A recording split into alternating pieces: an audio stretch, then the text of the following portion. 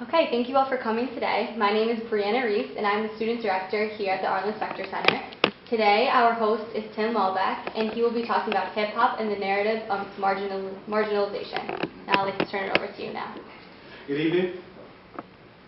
Good evening. You all can respond to that, it's okay. So as Brianna said, I'm Timothy Welbeck. I'm an attorney by training, but I also teach here. I have the great privilege of teaching here. I teach the African American experience. I also teach Red and Blue America, political subcultures in the U.S. And I guess what brought me here is I'm a hip-hop artist, too. So tonight I'm going to be talking to you about the topic, No City for Young Men, Hip-Hop and the Narrative of Marginalization. And the reason why I call it that is because regardless of what city you go to, whether you go to East New York, or you go to the North Philadelphia, or the South Side of Chicago, West Baltimore, West Atlanta, you go to Compton, you'll see similar ideas. You'll see similar constructions of cities, if you will. You'll see similar blight. It's going to be all right. You will see not only that, but if you take the time to listen to people, you'll hear similar stories. And in the same way that throughout our nation's history, we've had people document their experience, one of the more notable ways is for African Americans has been through the tool of slave narratives. Hip-hop has been playing that role since its inception 43 years ago. This broader idea that hip-hop can not only communicate the lived experience of those who've been relegated to the margins, it can also give first-hand accounts of what it means to be subjected to abject poverty. What does it mean to live in the most undesirable part of your city? What does it mean to be overexposed to drug culture and then to be penalized for something that you had no control over your exposure to? What does it mean to always constantly have to negotiate violence? What does it mean to bear the stigma of being someone who's unwanted? What does that look like? What does that sound like? And in many ways, hip-hop is that. It is a response from that. Hip-hop emerged from the South Bronx in 1973 is what we tell people conventionally. And we tell them that in the time in which that we see hip-hop emerging in that way, one of the things that was happening in the time prior to that was Robert Moses, one of the great urban planners in U.S. history, had this grand vision of New York. And one of the things he wanted to do was create what's called the Cross-Bronx Expressway. The problem is where he wanted to put it was in the middle of where people were living. And so he puts this Cross-Bronx Expressway, he convinces city planners to erect this expressway in the middle of people's homes. And a vibrant manufacturing industry collapses. People who have the means leave, but those who don't are displaced. 113 roads, avenues, and streets are completely uprooted. School systems fall apart. The per capita income drops to about $10,000 a year less per person if you calculate it in today's money. They say that the youth unemployment rate skyrockets up to 60%, and some people anecdotally say it rose up to 80%. And so in the midst of all of this, hip-hop responds. It comes out of this. And you see this ingenuity of these young people to create music players, music instruments out of music players, to create music when you can't sing or play instruments. This idea of taking someone else's music, reinventing it, finding something new to build out of it. And in the process of doing that, they create what we now call hip-hop. Early on, particularly in its first couple of years, there was an avant-garde way to rock the party. You find new ways to create chants, call and responses. The idea is to keep the thing moving, to keep people excited, to keep people entertained. But slowly but surely, as hip-hop begins to come of age, what you begin to see as hip-hop begins to wrestle with the dynamics of what it comes out of. And one of the earliest hip-hop songs that we see commercially is The Message by Grandmaster Flash and the Furious Five. Certainly there was other recorded songs before that. Most notably, the song that gets everybody's attention is Rapper's Delight in '79. But what we see then is The Message comes out in 1981, and it's talking about what it means to live in the Bronx in the aftermath of the erection of the Cross-Bronx Expressway. You see this idea of people talking about roaches in the front room, rats in the back, junkies in the alley with a baseball bat. You see people talking about double-digit inflation. You hear people talking about dilapidated housing, finding difficulty to have a job, having your car repossessed. And in many ways, we're seeing people respond. Talks to us about how 35 years of housing discrimination creates these ghettos that we look at now. These ghettos are not by design. I mean, they're not by accident, but they are by design. In the way in which people like Kool Herc, who is what we call the grandfather of hip-hop, the godfather of hip-hop, he's responding to this reality. Grandmaster Flash, the Furious Five, most notably Melly Mel, he's responding to this reality of what it means to be in the aftermath and in the shadow, if you will, of this racialized segregation that then puts people, if you will, to the outskirts, relegates them to margins. And so the first song I'm going to do for you all tonight is entitled No City for Young Men, and it's talking about that very idea. It starts off with the line, there is no city for young men to hope to grow old in. Every city has a ghetto with a trap that closes. Because no matter where you look, no matter how far you go, there's a similar song, there's a similar story that's being said, that's being told in the life. We can go off camera for a second, let your friend set up, and then we'll go right back. Oh, okay. I didn't realize it has been predicated upon the exploitation of unpaid black labor, and how that has been, if you will, the foundation of our nation becoming not only a wealthy nation, but an economic superpower. It was built on the backs of slaves. It was done through the mechanism of chattel slavery, which differed from any form of slavery in the history of the world. Every civilization, to varying degrees, has had some form of slavery, but this racialized idea of you are born a slave, you will be a slave in perpetuity, your children are slaves, your children's children will be slaves, you have no means,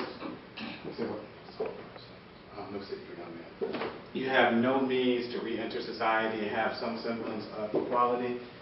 That idea differed in great detail than any other form of slavery that we know about, and that's what allowed for the U.S. to become what the U.S. is today. You good?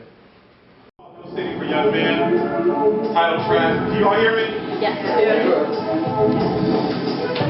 There is no city for young men to hope to grow old, and every city has the ghetto with the trap that closes on both ends and ensnares them to no end. It'll make alcohol in a coke binge and old friend in schools that they lack an intelligence quotient. So they hold them back, tell them they cause a commotion, and give them riddling doses that'll cripple emotions. It's just the beginning of a terrible omen. They see the grass is green on the lawns of suburban men, but it's hard to reach because the way the system burdens them. So they start playing in the weed they're observing there, even though playing in the weed leads them worse. But where weed for encouragement, weed for some nourishment, weed to escape before these streets go murder them. They don't hear well done from a dad who's involved, so they just make the dance clap for a round of applause. These are the facts.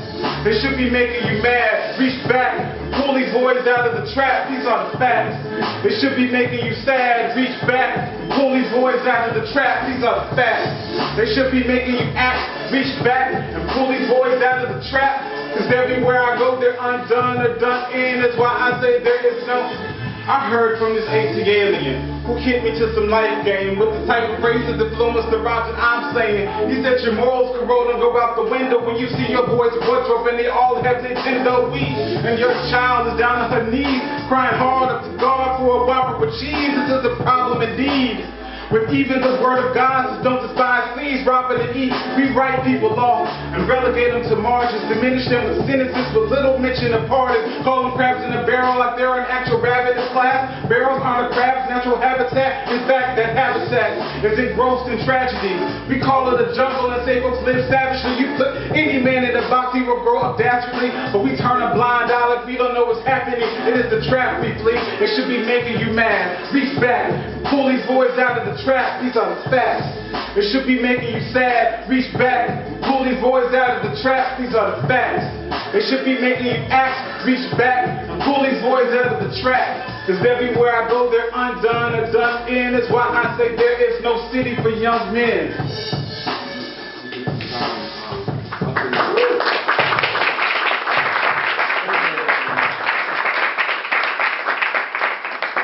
So that's called No City for Young Men. And I start off by saying, and I guess in rap form, what I have been saying from the beginning, regardless of what state you go to, regardless of what major city you go to, ghettos look the same. The hood looks the same. One of the things that makes it different, maybe some regional differences in geography. Maybe you have some splices here and there of architecture that are different, but the hood looks the same in most places. India said there are places in Havana that remind her of Savannah. She talks about that this idea of ghettoization is a global phenomenon, but in the U.S., we see it and we see it plainly. And it's about broader systems and the interplay of them and how they marginalize and oppress people. Here, I tell you that there's no city for young men to hope to grow old in. Every city has a ghetto with a trap that closes on both ends and ensnares them to no end. It'll make alcohol and a coke binge an old friend. And I say that, I start there because of this universality of this type of oppression. And then I talk about this idea that oftentimes you'll see people and they're trying to escape this reality at times with substance abuse. And so oftentimes you'll see people who are coping with depression and they'll self-medicate. Sometimes they self-medicate with alcohol, sometimes they self-medicate with marijuana, sometimes they self-medicate with other substances. What you begin to see happening then, from there, this larger climate is then unfolding around them. Their schools say they lack an intelligence quotient, so they hold them back, tell them they're causing commotion, they give them Ritalin doses that cripple emotions. It's just the beginning of a terrible omen.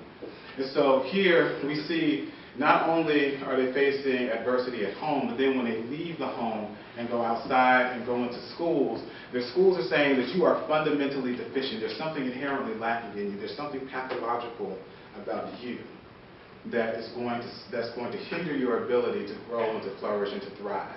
And not only that, but we're also seeing this broader idea about how particularly young black and young brown girls and boys are told at a very early age that their disorderly conduct is unusual for children even of their age. And we see that discipline of young black and brown children differs from their white counterparts as early as 3 to 5 years old. And oftentimes what we see, particularly in young men of color, is this broader idea of giving them things to subdue them in class, give them Ritalin doses that cripple emotions. And often what happens to people who've been on Ritalin is they begin to self-medicate because that's the only way that they have been found, that's the only way in which they have found that's sufficient to allow them to have some form of control over their deportment and the like. And so they start looking, oftentimes you'll see them going to marijuana. And that's where I start to use this layered metaphor. And I talk about, so they see the grass is green on the lawns of suburban men, but it's hard to reach because of the way the system burdens them. So they start playing in the weed, they're observing there, even though playing in the weed leaves them worse for wear. Weed for encouragement, weed for some nourishment, weed to escape before these streets go murder them. And so what I'm saying here is this broader idea that all of us want a better life, however we contextualize that, whatever that means for us. And oftentimes the American dream tells us that we're supposed to aspire for the house on the hill with the picket fences. And so these young men, these young women, they see the grass is green. The grass is greener on the lawns of suburban men. But they know that there are structural impediments. There are systematic imbalances that make it more difficult for them to reach that reality. So they start playing in the weeds because they can't reach the grass. So that's where the metaphor gets layered. Because now they're looking at weed for encouragement, weed for some nourishment, weed to escape before these streets go murder them. They're looking for marijuana as a means to not only to escape, but to cope with that reality. And then in the second verse, I talk about this broader idea about how we should have empathy for these people in these positions. Oftentimes we see people standing on street corners, and we see people who have violated some form of our criminal law, some statute, and we believe as though they are irredeemable. And I allude to, so Andre Benjamin is a rapper, he goes by Andre 3000, we call it Outkast. They kind of disbanded, it broke my heart. I grew up in the Atlanta area. Well, they're not formally working together anymore. But he has a verse in a song on Big Boys called Royal Flush. And in it he talks about this idea of how when your child is desperate to eat at night, and your child's dream is not for a new Nintendo Wii or new clothes, but your child is just desperate to eat something nourishing, and you don't have the means to go and provide that in any type of substantive way, you're put in a precarious situation. Andre raps this, but this is what he's saying. And then he says, so you got two options. You can go and try to go to the vocational route and maybe get a job at heating and air, or you can kind of stand on the corner and play the odds there. But what happens there is we call this whole idea of standing on the corner, it's called a trap. We call it trapping. And to talk about it in a more broader sense, it's a form, a subgenre of hip-hop that emerged definitively in the early 2000s, but there are precursors to that in the late 90s with the workings of the Ghetto Boys, UGK out of Port Arthur, Texas, or 8-Ball and MJG and 3 6 Mafia out of Memphis. But what happens in Atlanta in the late 90s, early 2000s, you start seeing some of Atlanta's music morphing in terms of creating a more definitive sound that's focusing on this heavy bass, 808 drum patterns, and the content was talking about this idea of selling drugs, and this idea of trying to survive in this reality. So rappers you may be familiar with, T.I., Young Jeezy, Gucci Mane, they cut their teeth on this type of content, and this is actually what made them household names. And they call what they're doing trapping because it is a trap.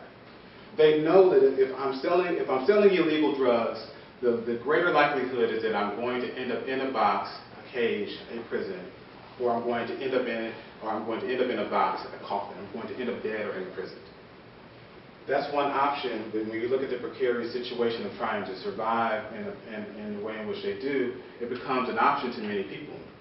And then you look at, on the other hand, some of them say, well, I'll go the legitimate route. I'll go to school and I'll get an education. And many of them realize early on that their schools are inadequate and not going to give them the education that's comparable to their counterparts in other parts of the cities. And even if they make it out, they get to school, go to college, we still have found that a black man with a college degree and no criminal record has a lesser likelihood of getting a job as a white man with a high school education and a felony record.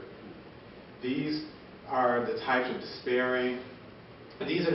staggering, disparate outcomes that we see, this type of discrimination that we see even in the job market. And many people realize that from the outset. And they say, why should I go to school that's not going to adequately educate me? And even if I actually do make it to school and make it through there, I'm still going to have a tougher likelihood of getting a job that's going to provide for myself. So many people run to the corner, and they do that. And so they call it a trap because it's a trap on both ends, if you will. This next song I'm going to do, give me just a second, it's called The Audacity of Dope.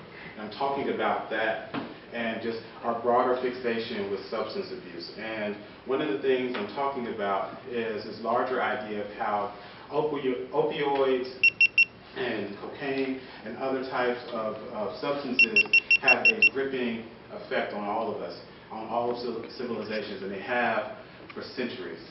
And it's great that the United States is beginning to change its mind on how we deal with these things. We're now looking at it as a public health crisis. That's what we should be doing. We should be looking at men and women who are struggling with substance abuses, realizing that there are chemical imbalances that they're struggling with, and they need some help. And then we can use diversionary methods to help them. But there's an entire generation for decades who were swept away into prisons for doing the very same things that we now say people deserve empathy for, that we should deal with compassion. And so the Audacity of Dope is trying to talk about this broader idea of going to get started. And it's talking about the audacity of this little flower. The group has the weed, its seed shrivels into powder. And that powder, the diadem, substance of lost, sober up within, try again, will attack childish whims, that desire comes back again, you feel like life is over, and you die within. But it still goes in the nose, and that's the audacity of dope. Imagine the audacity of this little flower. The food past the weeds, the seed shrivels into powder, and that powder, men think will give power, but that power will still kill and devour. Tyler told the truth when he was passing it on.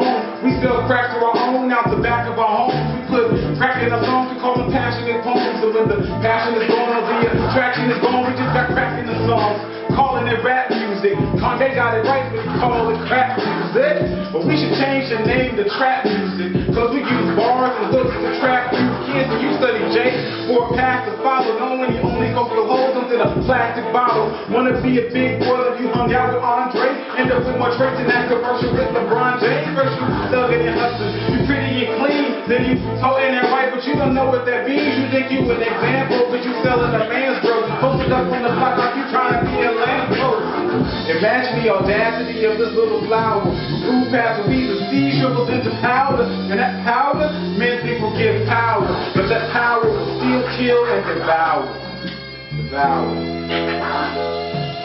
You missed it, you don't get it, you're not getting the plot. The goal of people on the block is to be off the block, so being on the block doesn't end up being your job. They want you in prison after you're smitten by cops, so when all that you're getting is robbed. That's why they giving us work, they not giving us jobs, so we're on drugs, and so we're on us.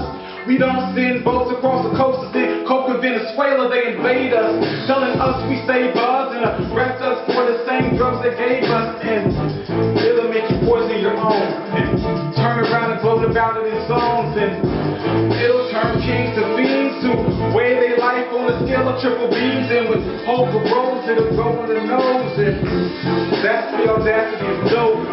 Imagine the audacity of this little flower. But grew past the weed, the seed shrivels into powder. And that powder meant they will give power. But that power will still kill and devour.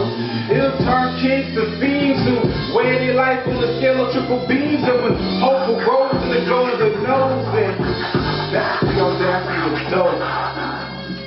That's the audacity.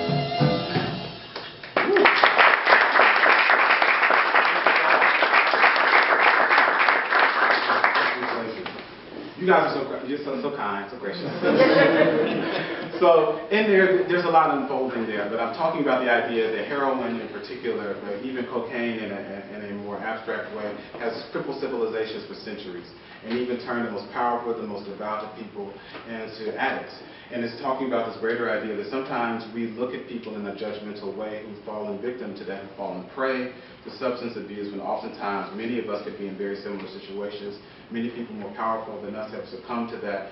But then from there, I spend a significant amount of time talking about this idea about how a significant portion of hip-hop, particularly for these past 25 years, have found different ways to muse about selling these products. And in many ways, what I was talking about before, some of it is just documenting and giving first-hand accounts of what it means to survive, what it means to try to provide for oneself, for one's children. And then as hip-hop became industrialized, as it became commercialized, we began seeing that that was perceived as the authentic way to communicate hip-hop, and people began embellishing and creating narratives that were bragging about this idea of selling drugs, this idea of not making pain sound like pain anymore, but glorifying the pain and the difficulty that people had endured previously, and gloat about it in songs, and gloat about selling cocaine to pregnant women. That's what Big did. Or talking about that you served your uncle. That's what T.I. has talked about, serving or giving cocaine to your uncle. Many of them began talking about these things in ways that seemed to take away the grave implications of what was happening. And then from there, I'll talk about the broader systematic impact of all of these things. These guys selling drugs on your corner in your neighborhoods, they don't have boats that are bringing in cocaine and heroin into the United States in large numbers. Many of them don't even have a conception of who their connect is, so to speak, where these drugs are coming from. It's a larger, if you will, demonstration of how there are bigger powers at play that are complicit in this larger industry that is crippling neighborhoods. And one of the things that if you see Ava DuVernay's 13th, and I recommend it's the most important film that you will see this year.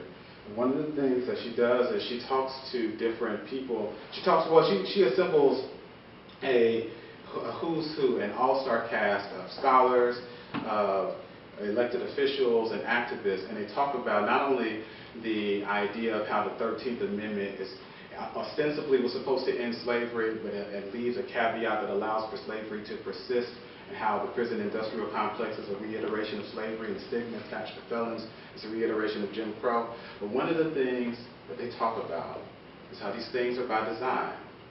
And one of the things you hear is from the mouth of John L. Reichman, who was the chief domestic policy advisor for Nixon.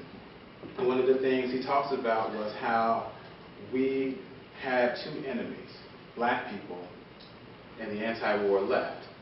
And we knew that we couldn't make it illegal to be black or against the war.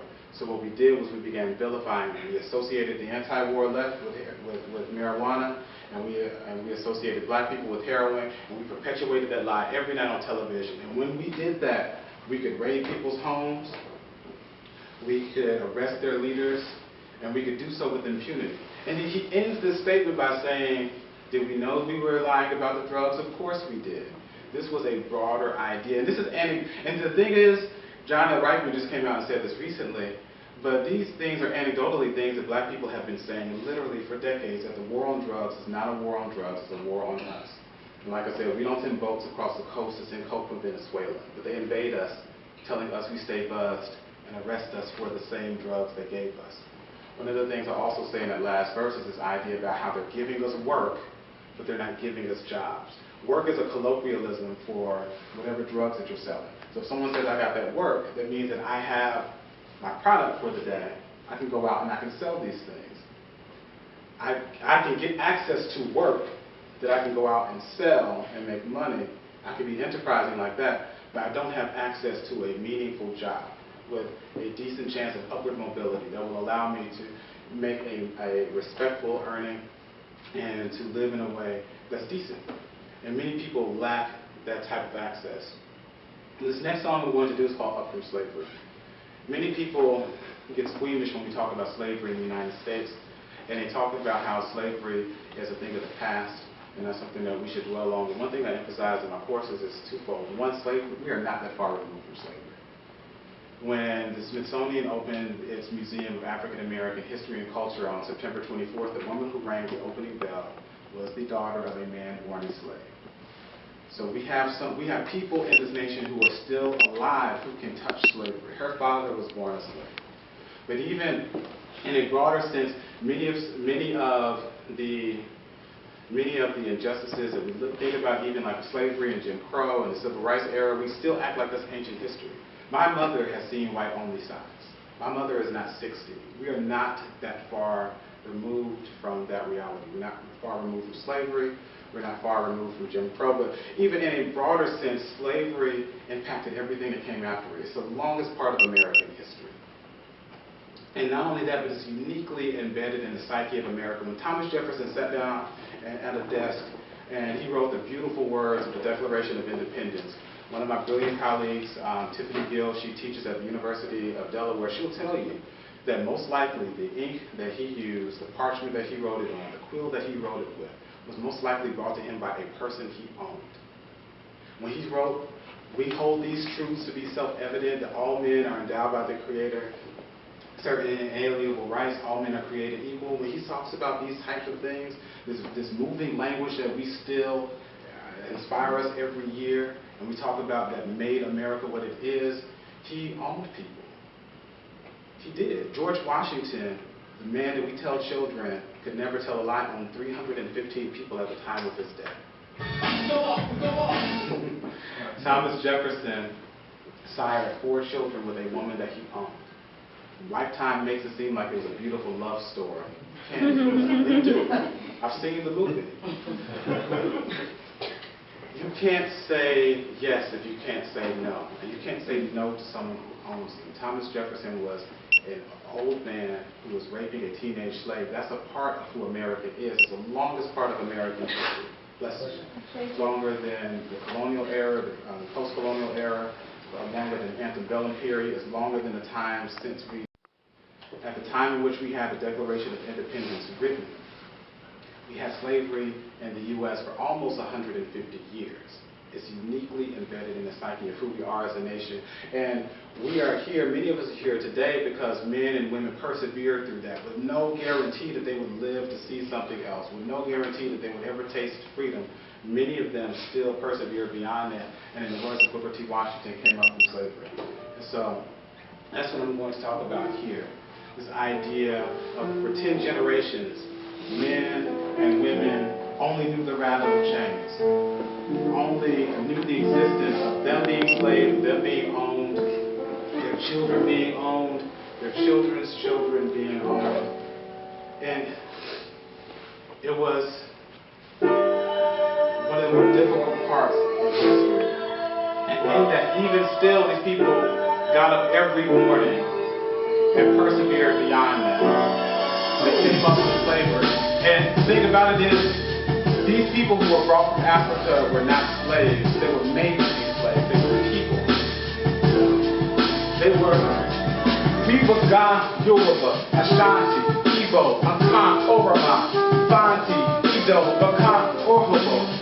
This much we know, but Europe was lurking to abscond with our heroes, and with the precious bonding, we became Negro at the dawn of an era of unconscious evil, abusable people to finally behold, torn asunder, thrown into dungeons and sheepfolds. This long road to march had us stolen by oligarchs. We thought our souls were stolen, both stolen oceans. oceans apart. Currents would well up inside of our swollen hearts. Our weary cry fills the skies, going up to God.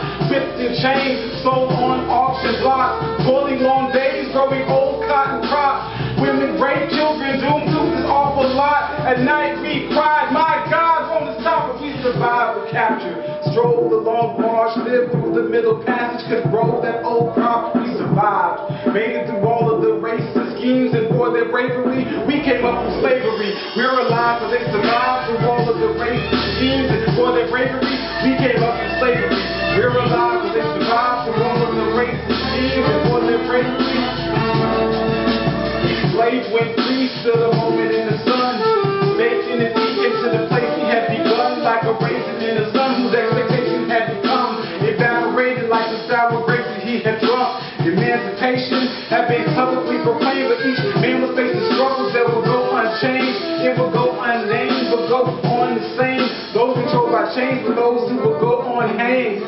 A nation that said it abhorred a shameful past, would relegate blacks to a subordinate racial caste. The 13th Amendment, which was looking to end it, was prohibited, but also permitted. So the system wrote Jim Crow to slavery similar to the original. These laws took on slavery's image. It was the way it's intended.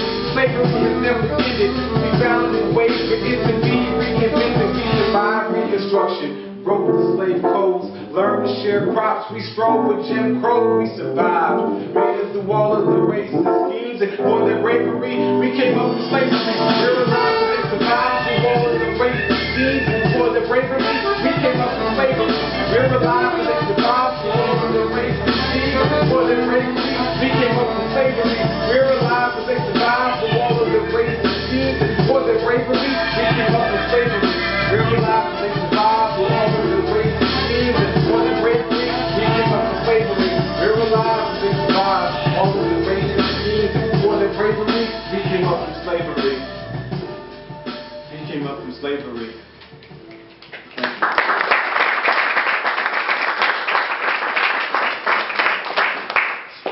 So in that, I talk about the idea of how slavery was not only evil, not only was it cruel and inhumane, but it was an economic system. It was a system that became the backbone of the American economy. And so when that evaporated, we had to find new ways to exploit that unpaid black labor. So the 13th Amendment, while it offers an abolishment of slavery, it also has an enormous caveat and embedded in the middle of it. And it talks about slavery. It says that slavery and involuntary servitude shall be abolished or prohibited, except for as punishment for a crime whereby the party shall have been duly convicted. And it talks about this idea that if you have been convicted of a crime, you can still be subjected to this idea of slavery. You can still be subjected to the idea of involuntary servitude. And so one of the things that we saw on the heels of slavery was what will say is the first prison boom in our nation's history. And we see the stigma that was attached to people being relegated to property, now supplanted for the idea of people being saying you're a criminal. You have a greater propensity to commit crime. You have a greater propensity not only to commit crime, but to commit violent acts. And so we must subdue you. We must subdue you with force. And so with that, we began seeing the stigma attached to the descendants of slaves. So now you're no longer property, but now you are a criminal. And so now we can justify what we do to you because you broke the law. And so with that, we see this reiteration of slavery.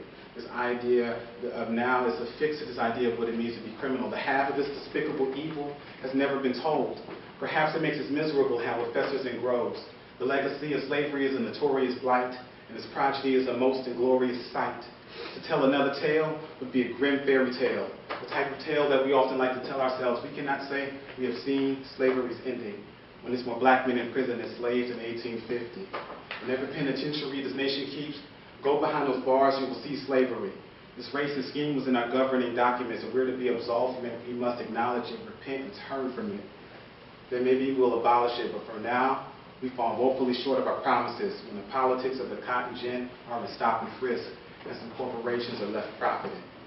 We now have corporations who can profit off of the labor of people who are enslaved, who are behind bars, who are in prison, and can make products for them for profit that they barely have to pay them for. And we've seen some companies like Whole Foods and JCPenney's divest from prison labor, but it was after people put pressure on them. And it was after this broader appeal of talking about the stigma that we attach to people is wrong. When people commit crimes, we should make them pay their debt to society, and then we should allow for them to have a meaningful opportunity to re-enter it, but not to persist in this perpetual lot, if you will, this bravery and justice of having the shadow of your past following you for the rest of your life. If you don't mind, I'm going to do one, maybe two more songs. Is that okay? Oh, yeah. Is that okay? Yeah. Okay, so this song is called The Miseducation. And in it, I talk about the broken education system, and in it, I also talk about the broader stigma attached to young people of color, and this idea of they're in schools not only that are underperforming or failing to adequately educate them, but also will not teach them about themselves. Carter G. Woodson wrote The Miseducation of the Negro, and when he did, he talked about this idea about how the Negro, which was the appropriate term at the time, learned about everyone else. They learned it is the beginning of knowledge, and spoken through the words of his statutes and prophets. We bow in the shadow of the mighty obelisk, worshiping the creator, not the creator who God is. Wonder why we turn in ways that not his, when we let idolatry pervade our noggin. So the sons of Songhai must make the song cry, lifting battle prayers up to the God who's on high. We are the veiled seven sons speaking through fettered lungs, whose eyes are on the prize of the life. Everyone whose cries give rise to new life. Will it come? It rarely does. More often the terror comes. The strange truth still has leaves of buried blood. These intellects don't fear God, but scared of us. If you don't believe, then you can ask Erica. A look across these places in urban America, where you see universities on our curbs and streets, knowing full well that children on those curbs and streets barely ever learn to read. If those children on those curbs and streets don't learn to read, how are they supposed to go to universities and earn degrees? The whole situation is discouraging. Children can say the system was never meant to work for me. The seed of the trouble is our only furnishing. We've been at this for centuries. We have my schools, they teach me this. They taught me to measure my humanity within 3/5. My schools ain't teach me this. They taught me my people's contributions were infrequent. My schools ain't teach me this. I'm created in the image of God, even if they don't see it. My schools ain't teach me this. But 2 or 3 are gathered in His name, He is there indeed. This. My schools ain't teach me this. My schools ain't teach me this. My schools ain't teach me. Teach me. Learning will spoil the best nigger on earth. If you read with him, there's no keeping him, is what he heard. And Frederick pondered the mystery of his master's words and learned it was the key to the freedom for which he yearned. The oppressor's greatest weapon is the mind of the oppressed. Control a man's thoughts, you decide where he goes next. Teach contempt himself, he'll find those to whom he's closest. Control a man's mind, you'll find you will control him. You're a brainless ignoramus, that is part of your training. It can forge with your self-portrait and how you frame it. You receive it and believe it and speak it so be it. You receive it and believe it. You have no reason. You'll count the ball down the 94-foot court and use force to hurl it and make it soar. Watch it spin and contort till it switches for you to score. That's the very thing that we often do for sport, but you retort. You don't understand physics at its core. The truth is you have the stake in the legacy of yours. The blood of the ancestors cries from the ocean's floor. Calling out to you, they're imploring for more. They are imploring for more. My schools ain't teach me this. My schools ain't teach me this. The story I tell in that song is true. Frederick Douglass was born a slave in Talbot County, Maryland. He tells us he doesn't know the day that he was born in the same way that a horse wouldn't know the day that it was born. It wasn't expected. He was property. He was an animal. Frederick Douglass says the only reason why he knew his age was because when he was about 17, you heard his master say, that boy over there is about 17. That boy was Frederick Douglass. When Frederick Douglass was a boy growing up on his plantation in Maryland, one of the things that happened is he had a master whose wife took some pity on him and began teaching him phonics. And one day the master saw her doing that and stopped her. And that night, when he thought the two of them were alone, he said, learning will spoil the best nigger on earth. If you read with him, there will be no keeping him. It will forever unfit him to be a slave. And Frederick Douglass was within earshot. And he realized that if education was the thing that was keeping him in bondage, he would do whatever it took to get a hold of it. If reading could free him, whatever it took, he would learn how to do it. And he did. He taught himself how to read. And what he did, at times, he was tasked with going to Baltimore to run errands for his master.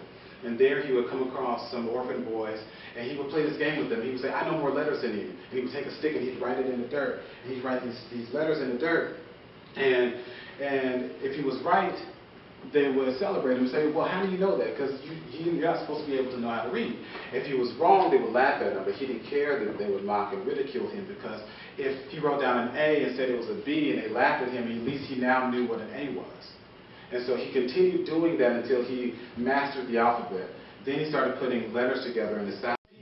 One kindred, one fellow, though of varying hues of black, brown, and yellow. You come from the same street, same slums, same ghettos. To live a life whose outcome is always dreadful. That's why we need more lunch counters. We need the liberty promised by our nation's founders. Washington, D.C. has got hypocrisy as a mockery. The basic law is to keep my people under lock and key. Used to shackle our ankles, now they chain our liberty. And it's getting ridiculous, because we're not safe in the streets. That's why they're scared to see what black people truly think. That's why they fear talk of guns in the cities and streets. If they send me overseas or slaughter the Vietnamese, you know I won't come home, suffer in peace, muffle my speech, while I see my brothers a beat. This time I'll be willing to struggle and bleed. The longing for liberty is a natural instinct. So why should I suppress it for what white men thinking? Why should I fear what the white man says when, like God, he dresses pant leg by pant leg? These weapons I'm holding shows when he believes hemoglobin must come to this. Let his wish be granted. Will not cower in the gutter. 119482 is my new moniker. Every waking moment is watched and monitored by SS soldiers who love their cruel deeds of killing innocents. They call it duty. They'll kill anyone. You didn't need to say they triumphed and slew the Jew seed, but redemption is coming. One day you'll see we are his chosen people. Those who mention his name, he'll bless those who bless and curse those who render the same. When our blood cries to him, he will remember the slain. When his judgment comes, his vengeance will reign. We're not treated like men, but like dogs instead. Transform the children of God into the walking dead. I'm eating and sleeping, and now I'm even talking less. I awaken to death, the smell of scalding flesh, and I don't wonder why my Lord hadn't called me yet. It can be no worse. This is hell, death in the grave. Why won't my Lord beckon his slave? Though I am wounded, less and less I'm afraid. Though beaten daily, I still carry my faith, that's carrying weight.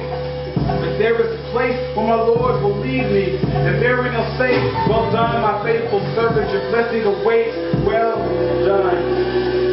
Before I'm a slave another day, I'll be buried in my grave, is what I say today.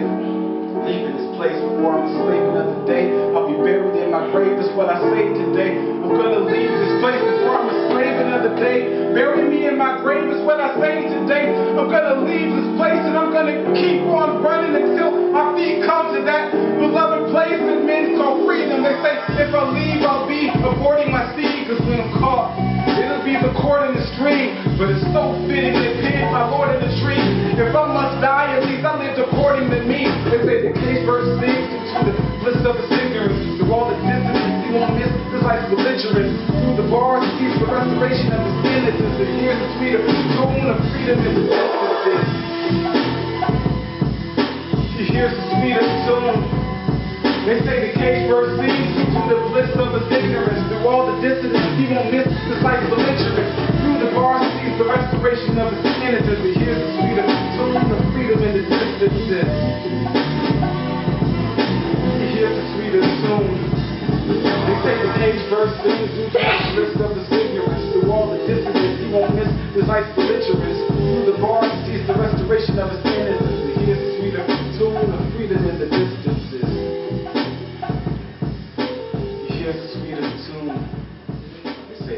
Verse sings to the bliss of his ignorance. Through all the dissonance, he won't miss his life's belligerence. Through the bars, he sees the restoration of his innocence. Here's the sweeter tune. Here's the sweeter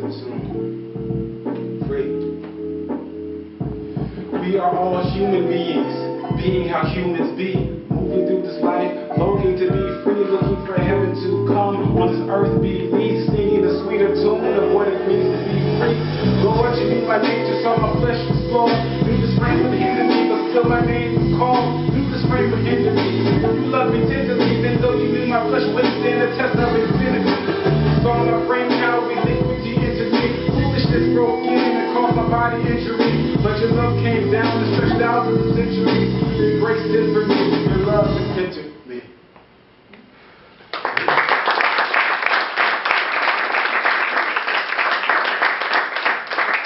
So, in that, I wanted to end there because much of what I've been getting at is this broader idea that trying to unravel the system of white supremacy and racial segregation, the systematic injustice, these is this idea of people who are the sons and daughters of men and women who are made to be property, saying, I am human. I am a person. You will treat me as such. Black Lives Matter, I am a man, ain't I a woman, has been saying the same idea for centuries. This idea of saying, I am a woman. That's what Sojourner Truth said. I am a woman. You will treat me as such. And if I have to stand here and risk my life to proclaim that to this room full of people or go out publicly and do it other places, I will. I am a man. When sanitation workers in Memphis said that you will not demean us, you will not humiliate us, you will give us a living wage for us performing this vital service. And just throughout the broader history of the movement, people saying that that's what it was about. And Black Lives Matter is saying the same thing. It's saying that we are humans, clothed in flesh, with the idea that we are worthy of the same dignity and respect that others receive. We shouldn't be so hastily executed and then have our death quickly justified, as though we are property to be discarded like our ancestors once were. That's all it's all that we're saying. It's all that has been said. And in many ways, we've seen a similar lament throughout history, throughout continents, throughout geography. It's this idea of people proclaiming that they want to be treated as people. They want an equal footing. They want a seat at the table, so to speak. That's what this is all about. And that's what No City for Young Men is about. This idea of first documenting and prescribing the idea of the problem and putting a proper lens to what it is. Calling things what they are, calling white supremacy what it is, calling mass incarceration what it is, calling police brutality what it is, calling these things out as they are. And then from there, hoping to build a structure that can allow for growth, development, and hopefully reconciliation. But you all have been mighty gracious. I appreciate you all for sitting here. It's not easy to sit and listen to anybody for an hour talking about anything. But if anyone has questions or comments, I'd love to talk to you about that.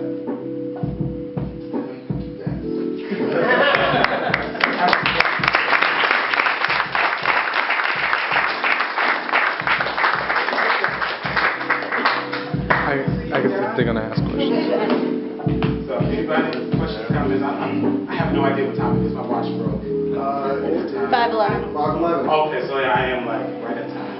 We started late. Did you write the lyrics? I wrote every word that you heard me say. You make the beats. I did my beats. The music you heard tonight was from a gentleman. His name is Antonio Jones. He goes by Tone Jones. He lives in Atlanta. He made everything that you heard except the first song. The first song was made by a gentleman who lives in Philadelphia. His name is Joshua Tola. And as I said, everything you heard me rap or say, I wrote as a part of a project that I'm releasing of the same name. It's called No City for Young Men. So those 5 songs, in addition to about 10 others, will be on that project. And then I teach a course that talks about these same things. So it takes these ideas and it fleshes them out. It's called No City for Young Men, Hip Hop and the Narrative of Marginalization. And we just basically take each of these concepts and just explore them. We talk about mass incarceration, we talk about the war on drugs, we talk about racial discrimination in housing and its after effects and what that means for people. And then occasionally we'll listen to other songs, not mine, but we'll listen to other people's songs that document that experience. So we've listened to Illmatic from Nas, we listened to Good Kid, Mad City from Kendrick Lamar, we listened to The Miseducation of Lauryn Hill, by Lauren Hill. And in addition to that, we're also doing, it's still rigorous, we're still reading. So we read The Case for Reparations, we read part of Savage Inequalities, and other things like that. So it's an idea of wedding, if you will, the scholarship with the first-hand accounts. And so putting that together. Again, thank you all. Thank you.